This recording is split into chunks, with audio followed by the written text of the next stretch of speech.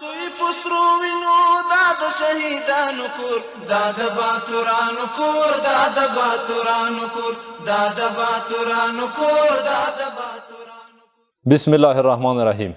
نن دوشنبه د 1403 هجري لمریز کال د تلې امیزان میاشتې 13مه نیټه ده. محبوب الله سرور یم.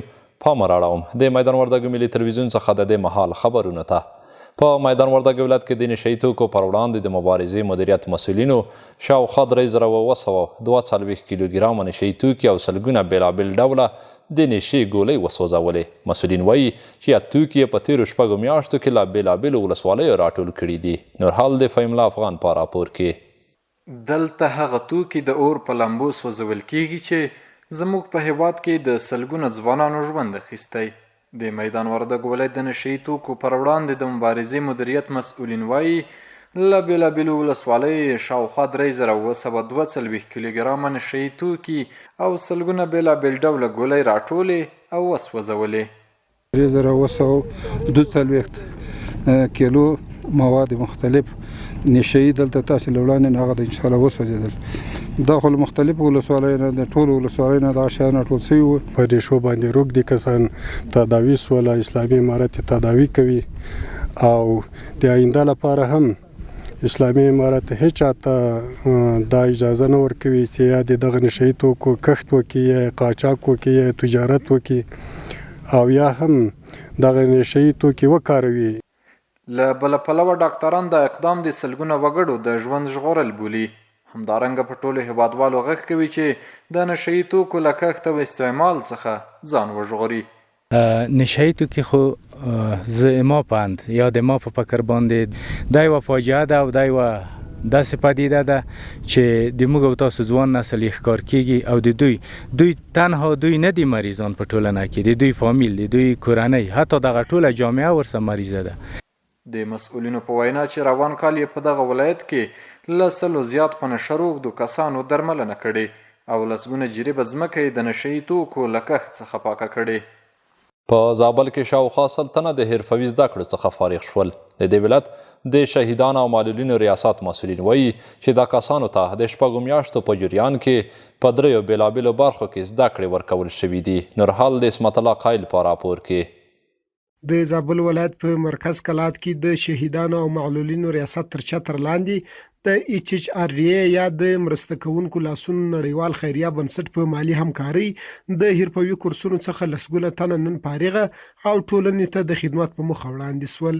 د دې ولایت د شهیدانو او معلولینو رئیس وایي چې شاوخوا 100 تنو غریبو، یتیمو او معلولو کسانو ته د خیاطي، د چرګانو روزنې او موبایل جوړونې په برخه کې د شپږو میاشتو په جریان کې عملي او نظري زده کړې ورکړې او دوی اوس کولی شي چې د خپل کسب اړوند دندې ترسره کړي. نوموړی دغه راز وایي چې فارغه سوي زده کوونکو ته د خپل کسب اړوند ټول توکي هم ورکوي ترڅو په ټولنه کې کار وکړي او خپلې کورنۍ ته یوه ګوله حلاله ډوډۍ پیدا کړي. چې داسې څوک ستاسې هغه د کورنۍ سرپرستان دي، یتیمان دي، بعضې داسې څوک دي هغه معلولین دي، د خپلې کورنۍ سرپرسته، هغه بل داسې څوک نه لري چې د دپاره د کفالت پر غاړه واخلي. خو زموږ به دا کوشش وي ورسره چې هغه کومې زمینه د کار چې موږ برابره کړې وه دوی ته مو څه زده کړي وو دوی چا په توسط باندې، خو دوی د دا کوشش وکوي چې نور خپل کار ته ترقي ورکړي او پرمختګ وکړي په دو برخه کې. موږ به داسې نه کوو چې بل چا ته احتیاج سو. په دوی کې داسې څوک ستا چې هغه یتیمان دي، یعنې موږ بلا توپیره دا څوک راخیستي دي. پر همدې مهال فارغه سوي زده کوونکي وایي چې د خپلې خوښې اړوند کسب او کار یې زده کړی چې له دې وروسته به په ټولنه کې کار کوي او د دې لارې به د خپلو کورنیو اقتصادي ستونزې حل کړي. انشاءالله دا به زموږ په ژوند کې ډېر مثبت بدلون ولري، ځکه چې زه اوس کولی شم، زه اوس د کورنۍ سرپرست یم، نو زه کولی شم چې خپل کورنۍ د دغه څخه وساتم چې یو چا ته لاس نه کړي. نو انشاءالله ما خو دلته د هارډویر په بخش کې تخنیکي انجنیري کار مې زده کړی دی. انشاءالله چې په دې سره به زه خپل آینده پر مخ بیایم، آینده ژوند به په کوم او نورو ته هم کېدای شي چې زه مثال همکاري مې په وس ورسره کېږي، د نورو سره به هم کومک کوم چې دغه کار هغو ته هم ورسوم.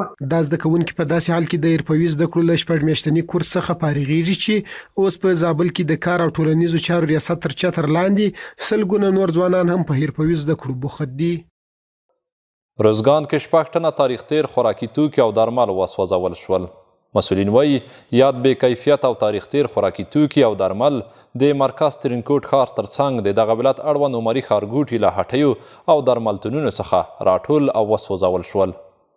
دا 6 ټنه تاریخ تیر خوراکي توکي او درمل چې موده مخکې د روزګان ولایت خوړو او درملو ادارې امنیه قومندانې عوامي روغتیا ریاست لخوا د ښار او شاوخوا سیمو له هټیو او درملتونونو راټول شوي وو نن وسوځول شوه.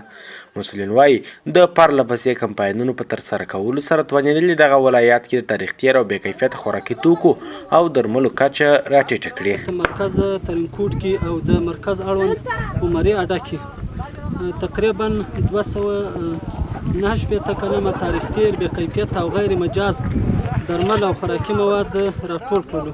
که په مرکز کې ده که په ولسوالیو کې ده که په دغه عمري ښار کې ده ټولو ته الحمدلله پوره توجه کړې ده او په آینده کې انشاءالله موږ دې ته پوره توجه کوو چې ټول هیوادوال په امن کې شي. ځایي اوسېدونکي یاد اقدام ستایي.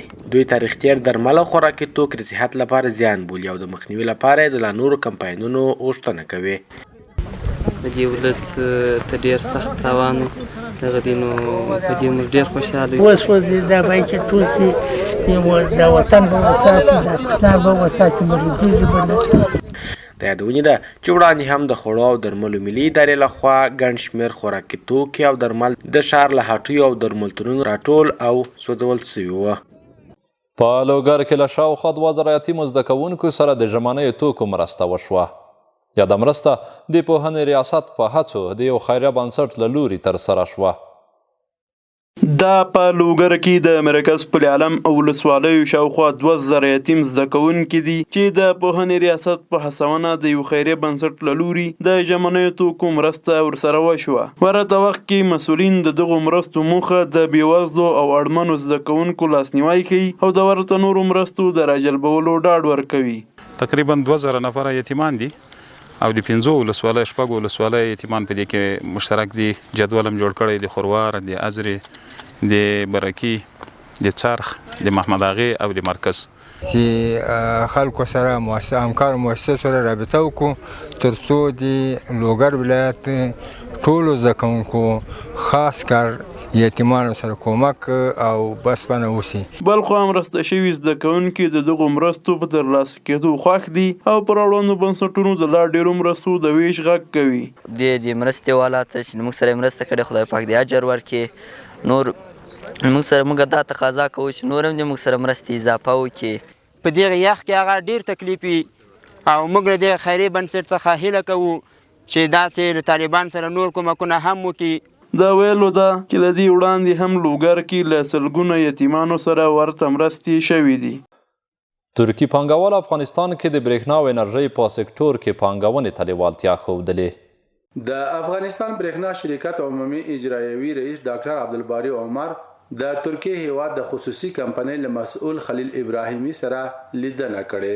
په دې لیدنه کې افغانستان کې د برېښنا انرژۍ د منابعو او په هغه کې د پانګونې په اړه هر اړخیزې خبرې شوې دي.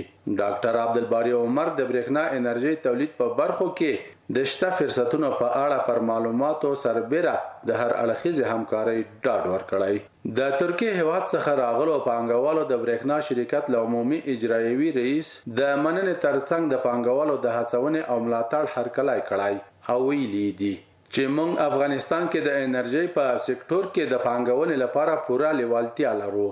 خو که برېښنا ریاست راته خپل لومړیتوبونه په ګوته کړي موږ به خپل پلان ورسره شریک کړو.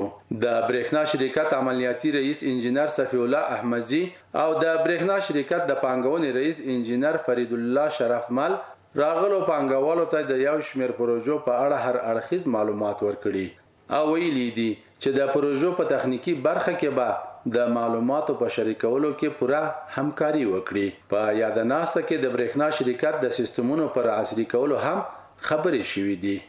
درنو لیدونکو زموږ د دې مهال خبرونه پر همدې ځای پای ته رسیږي. تر بیا ښې چارې.